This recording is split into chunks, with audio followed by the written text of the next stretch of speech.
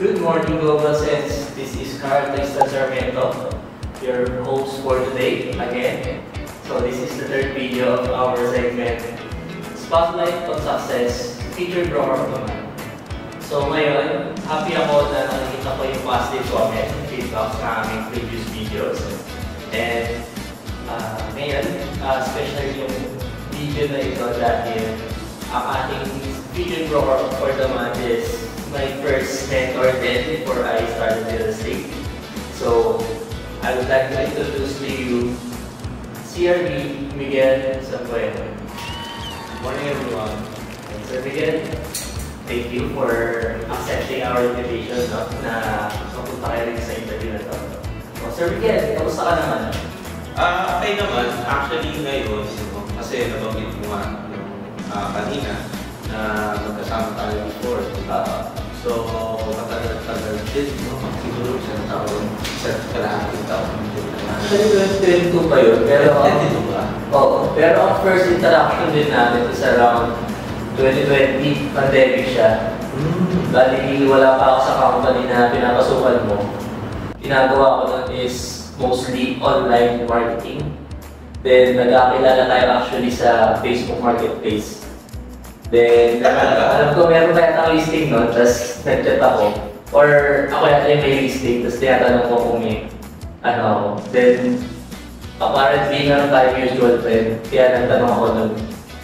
I think professor siya, yung mutual friend namin, kaya nagkaroon ako ng opportunity na tanong kung sino siya or ano yung relationship sa akin. Then, nung third year ako, around 2021, pinaghanap kami ng company na kailangan namin mag-grade yan. And that time, naghahanap ako ng mentor or ng company na papasukan since nag-start pa lang ako ng real estate. So, ayun, buti naman ay in-accept ako doon and also in-invite mo rin ako actually na mag-date din doon kasi nagtatanong din ako sa iyo. Okay. At sa'yo pala, actually hindi ko na maalala na may listing ka before. Or ako ba yung may listing kasi hindi ko na siya maalala. Pero, yun nga, at that time kasi, most likely ang hinahanap namin before is yung mga students ng BSREM. Diba? Students ng BSREM kasi bibihira lang ang students na may course na real estate management. Diba? That time, mga unang-una pa. So gano'n, parang kaya very interested din kami sa mga students na nag-take ng BSREM. Pansituan. Nakakatawa lang din na pati sa Global CTX, magkasama pa rin namin din tayo. And, yun, my first question, i-umpisahan ko na. So, Sir Miguel, paano ka nga pala nagsimula or how did you start in the real estate industry? Nung time na na-introduce sa akin ang real estate is nung college ako. Supposedly ang course ko is marketing management. Okay. Pero nung time na may interview sa chairperson, parang sinuggest niya, since bago yung course, na i-take ko muna or try ko muna itong real estate management. And then, ako naman, parang, alam mo yung klase ng estudyante ng college na, sige, okay lang yan. So, parang hindi ako masyado into studies, academics, hindi talaga kasi bata pa lang naman ako, so parang more laro-laro lang talaga.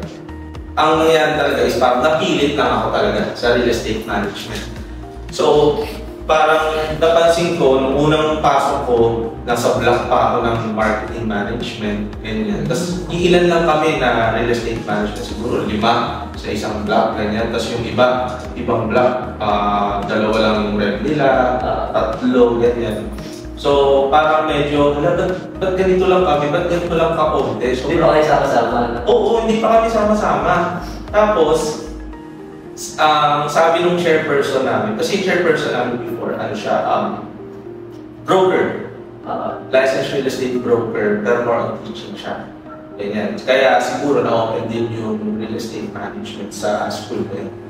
And then, siguro nung tumagal-tagal, sabi niya kasi try lang namin, 2 years. Pag ayaw namin, alis kami. Shift na lang kami into kung ano man gusto namin. MM o MM. Dependent. So, parang nag-try ako mag-shift. Twice ako nag-try mag-shift. Pero, nung time na mag-shift na, nung twice, hindi ko naaabutan yung chairperson. Yung chairperson, para kausapin siya. So, parang, ano ba to? Bakit hindi ako ma-shift ng ma-shift? Parang ganyan. Kasi, marami kami na rem. Parang sabihin mo, pero di mo siya totally marami. Parang siguro mga 6 kami, ganyan. Sabay-sabay kami mag-shift lahat. Oo. Ganyan. So, nung time na yon, sabi ko, ano ba yan? Kaya ako na malang, bahala na. Ganyan, tumalon na lang ako. Pero nung third time na mag-shift yung mga kasama kong rem, hindi na ako sumama. Kasi, ang reason ko dun, baka wala na naman yan. Sayang na naman yung effort. Uuwi na lang ako. Diba? So, parang gano'n ang ano ko. And then, ang nangyari, nandun yung chairperson. Naabutan nila. So, ang nangyari, lahat sila nag-shift. Ako na iban. Okay.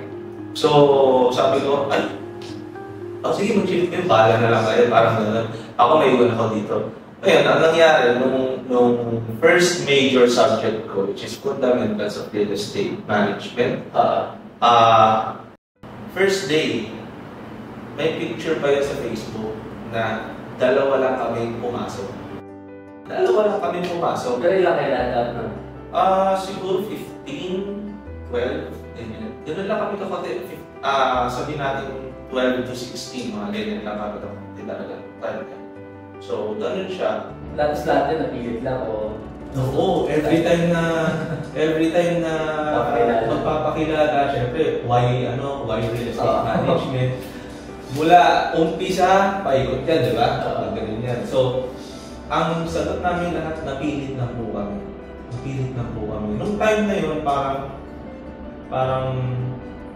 alam mo yun, talagang biruan lang talaga na, napilit lang naman talaga kami dito parang ganyan. Pero, siguro ngayon, masasabi ko, parang swerte siya sa akin na buti na lang hindi ako nag-shop.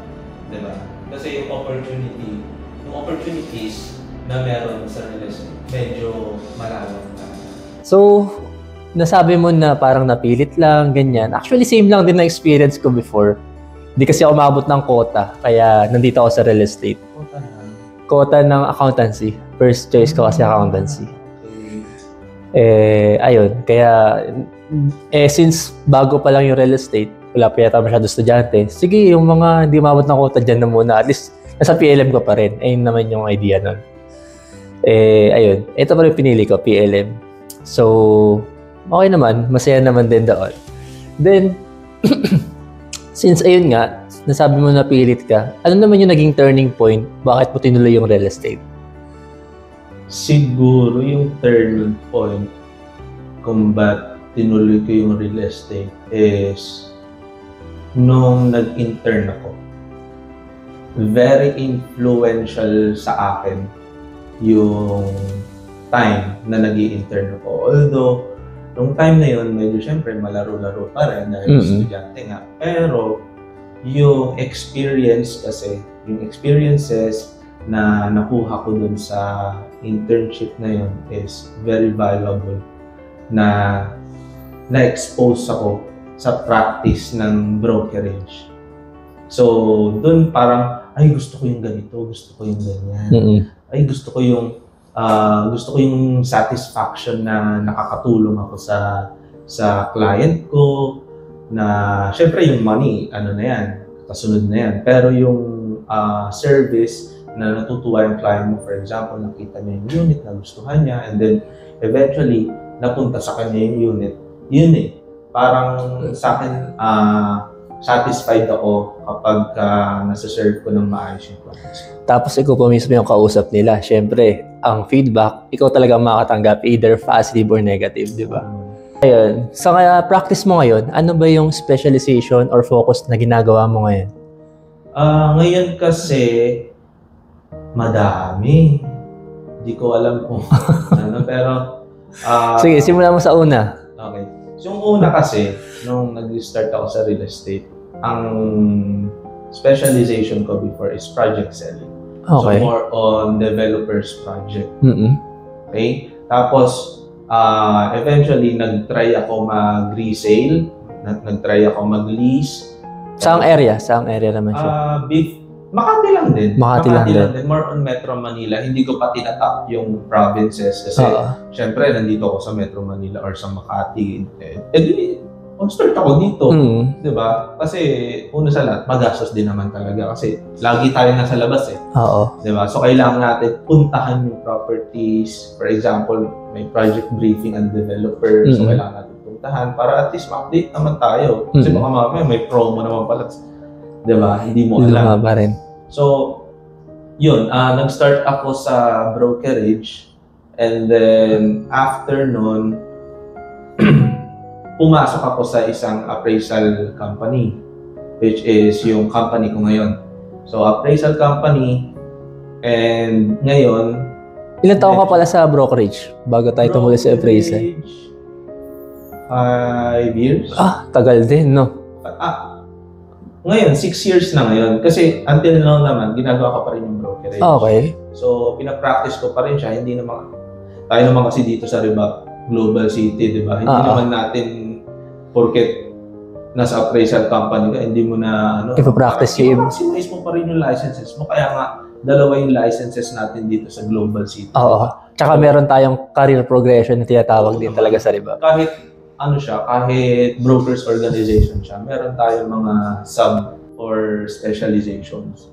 Diba? So, ganun siya. Parang ngayon, sa appraisal, ginagamay ko pa talaga siya. Hindi naman ako totally expert na sa appraisal dahil syempre kapapasa ko lang din naman last year, 2024. So, talagang nag-explore ako sa lahat ng klase ng appraisals ngayon, para market data, cost, income, ganyan-ganyan. So, yun. Ngayon, habang minamaster or sinasanay ko yung sarili ko sa appraisal, at the same time, on the side, I have my brokerage sideline, parang gano'n. Diba? Or brokerage business. Parang gano'n. Okay. So, yung sa appraisal mo pala, ano usually yung kinikater mo doon? Private ba siya? Or government? Ano ba usually yung mga customers mo? Sa ngayon, private ang clients namin. Okay. Sa appraisal. For example, may magpapa-appraise ng commercial lot. Ganyan. Kasi gusto nilang ibenta. For example, meron din naman nagpapa-appraise ng bahay. May agri din. May agriculture, may agricultural lot. And may time na din na nakapag-cottage value. Na-try na rin yan. So, may mga ganong time na very appraisal time ang last quarter ko ng last year. Very appraisal. Parang siguro 5 pataas ang nagawa naming appraisal. Okay. Na syempre meron pa rin akong mentor na nag-check nun. Kailangan. Kasi syempre bago pa lang din naman. So parang pumasa ako ng October, nag-oath ako. And then syempre, after oath, kunin mo na ID, di ba? Yung PRC. Diretso na. So, diretso na dun. Actually, siya, before pa lumabas yung result ng exam, yung mentor ko sabi sa akin, eto, bibigyan na kita, ha? Parang yun eh, kasi lumabas yung result ng exam around 7:30 ata or 8 p.m. Pero 6 o'clock, nag-meeting kami ng mentor ko. Sabi niya, meron tayong appraisal, ha? Gawa mo na ng quotation to, parang gano'n. So sabi ko, hindi pa nga ako pumapasa, meron ng appraisal. So parang, ano to, pag hindi natin nakita yung pangalan ko mamaya sa result, babawiin mo na tong business natin. Parang gano'n. So sabi ko, sige, bahala na. Pag lumabas, hindi lumabas. Pag hindi, gano'n talaga pag binawi. Kausapin na lang si mentor. Hindi pwede, di ba? Hindi pwede mag-appraise kung hindi ka naman licensed real estate appraiser. So, ganun. Okay. So, ayun. Since nasa appraisal ka and brokerage, why did you join Rebab Global City? Rebab Global City chapter. Itong chapter kasi na to, nung college pa ako, kilala ko na yung ibang members. Okay. So, may time na, syempre, 4th year, gagawa ka ng thesis. Diba? Gagawa ka ng thesis. Nung time na yon, ang tumutulong sa grupo namin and sa buong klase namin, usually talaga, is Rebab Global City na. Okay. That was 2018, 2019. So, yun talaga. So, parang ako naman, alam mo yun, parang ito talagang mga nasa, that time, di ko pa nga alam na organization tong Rebab Global City. Di ko alam ano ba talaga Rebab Global City. Parang, okay, mga brokers sila. Pero, ano yung Rebab Global City? Parang di ko talaga alam yun. So, parang nung nakagraduate na ako, doon ko nalaman na ang Rebab Global City is an organization of brokers.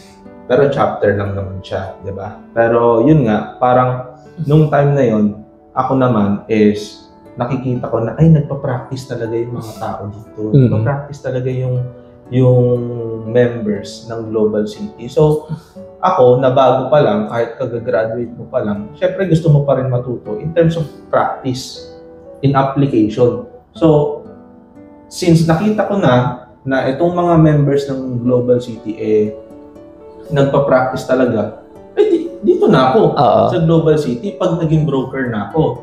'Di ba? So, doon ako matututo kasi sa application, especially marami tayong members dito na, for example, may kanya-kanyang specializations Sa brokerage kasi hindi lang naman isang trabaho niyan, 'di ba? So, may project selling, may resale, may documentation, may transfer. Tapos iba-iba pa na location. Yes, oo. At least palalaman mo sa kanya-kanyang members, ano ba ang market dito sa area na to? Bakit ganito dito? Parang ganyan. Yun yung advantage kasi ng active yung chapter. Hindi lang yung chapter, pero active yung members in terms of practicing their licenses or practicing brokerage. Parang ganyan siya. So, napansin ko rin na active din talaga ang Rebab Global City sa pagka-partner doon sa mga colleges, universities. Kaya natap din tayong mga students na nag-aaral pa lang. Kaya tingin ko yun din yung isa sa pinaka-importante kung paano tayo naging or kung paano ka nag-join sa Rebab Global City. Then, on your business, syempre, hindi lang naman sabi mo nga, hindi ka lang naman broker, appraisal ka rin. And also, you have other businesses bukod doon. Paano matutulungan ng Rebab Global City yung career mo in general? Actually, yung sa akin, yung tanong mali. No? Parang, ang tamang tanong kasi dyan is, paano ako natulungan ng Global City? Hindi matutulungan. Kasi before, natulungan na ako. Natulungan na ako ng Global City. Hindi pa ako broker, hindi pa ako appraiser. So, sa thesis pa nga lang, di ba? Parang ganun. So, maraming beses na akong natulungan ng Global City. Sa thesis, sabihin mong unang mentor ko from Global City rin. Pangalawang mentor ko, Global City rin. Diba? Tapos, may other work pa ako na nagtuturo ako ngayon sa isang school. Okay. So, ang tinuturoan ko doon is, syempre, real estate management din naman. And, ang nangyari doon, yung kumuha sa akin to be a professor is from Global City rin. So, very wide ang business opportunities dito sa Global City talaga. Lalo sa mga members na tingin nila yung brokerage, eto lang, marami. Magsasanga-sanga yan Kailangan lang aligned ka sa Global City mismo. Kasi pag align ka sa Global City, dun mo makikita ang opportunities na meron yung chapter na. So, ganun. Tsaka kailangan mo lang din talaga maging active para makilala mo rin yung mga members and also to network din. Speaking of contributions, I would like to commend your company, MRB Prime, in partnering with us on one of our activities this year, focusing on pull-up real estate appraisers. So, I have a question on that one. So, what sparks that initiative? Usually, no, sa mga members ng chapter natin, 2 licenses. Isang broker and isang appraiser. Pero usually kasi, ang ginagamit lang dyan is yung broker's license. So, ayaw naman namin na hindi mo ma-practice yung appraiser's license mo. So, as much as possible, binibigyan namin sila ng chance to practice appraisal. No? Kasi, sayang naman, nag-review ka, nag-exam ka, kinabahan ka pa sa result, tapos hindi ka naman magpa-practice. Diba? So, sayang lang din yung opportunity to practice real estate appraisal. Kasi, in practicing real estate appraisal, magagamit mo rin yung different methods na ginagamit mo sa brokerage. So, by this initiative, it will give another source of income for all the members of the chapter, and it also aligns with the mission towards career progression of the professionals within our chapter. Actually, kasama rin ako dun, no? Natutuwa lang din ako na hindi lang siya for newbies or nagsisimula pa lang as appraiser. Kasama rin doon yung brainstorming and collaboration to our seasoned appraisers na rin, na nakapagbigay ng suggestion or comments regarding doon sa issues or topics na tinatakal natin. So, from my previous questions, puro tayo real estate. Ngayon, let's move on. My question is, who is CRB Miguel Sambuena outside real estate? Mahirap siya, no? Mahirap tanggalin. Sa ngayon, yung real estate sa akin. Kasi, syempre, nasa stage ako ng exploring everything about real estate and mastering my specialization. So, sa schedule, more on real estate talaga. Pero if may free time, syempre, binabalanse rin yan. Parang sa company kasi, no, parang pinopromote namin yung work-life balance, pero at the same time, kapag ka work talaga. So, kapag may free time, syempre, kaming company, umaalis-alis din naman kami. No? Para kahit papano, hindi lang kami puro trabaho. Kumbaga, kapag wala namang work, as in sa bahay, ganyan, syempre, naglalaan ng time for family and friends, ganyan. Nag-hike kami last time. Diba? Nag-hike kami, umaalis yung family, ganyan. So, more on family din talaga kapag walang work. Kasi, syempre, pagka work, medyo nawawala sa, nakafocus yung utak sa work lang talaga. So, yun. Ganun siya. Ano yung mga activities naman na ginagawa ninyo kapag wala nang work, ganyan? For example, kapag friends, syempre may basketball yan. For example, dati tayo. Diba? Naglaro naman tayo before. So, wala naman siyang work. Wala tayong work that time. Pero, pagka paminsan, syempre may tawag ng, tawag ng kaibigan, for example. Parang get together lang ulit, kasama mo ng college. Ganyan, high school, pwede rin, ganyan. And kung may mga events, like birthdays, ganyan. Siyempre, hindi rin mawawala yung relationship mo with your friends, with your family, para at least, di ba? Yun nga yung tinatawag na balance, yung buhay mo. Pero... So, more on kain kayo niyan? Oo, kain sa labas. Talaga. Kaya, ewan ko. Tumataba na tayo ngayon eh. No? Oo, tiyan lang lumalaki sa akin eh. Oo nga eh. On what you are today, what are your secrets or routine na ginagawa? Routine and secrets. Siguro yung secret, secret nga eh. Secret ko naman dyan is, una sa lahat, kung hindi mo pa alam kung saan ka pupunta, kailangan malaman mo. Diba? So, para sa akin, maghanap ka ng mentor mo. Pero, dapat, kilalanin mo muna yung mentor mo. Kasi, the fact na kailangan mo ng mentor, ibig sabihin, kailangan mo ng experience. Diba? So, ang kailangan mo, since kailangan mo ng experience, ang kailangan mong mentor is nagpa-practice. So, you have to conduct due diligence sa mentor mo. Diba? Kasi, at the same time, i-assess niya kung anong meron ka na. Diba? Para alam niya kung ano yung kailangan mo. Tsaka sometimes kasi kapag naghanap ka ng mentor, you are aspiring to be like him din one day, or yung mga traits na gusto mo ma-acquire sa nakita mo sa kanya, di ba? Oo. For example, business owner yung mentor mo. So, in the future, di ba, yun din ang target mo. Di ba? So, parang ganun siya. Yun ang secret ko kasi kailangan mo talaga ng mentor kasi sobrang lawak ng real estate. So, marami kang pwedeng malaman, marami kang opportunities na pwedeng pasukin, kaya kailangan mo ng mentor. Hindi rin naman basta-basta ang transactions sa real estate.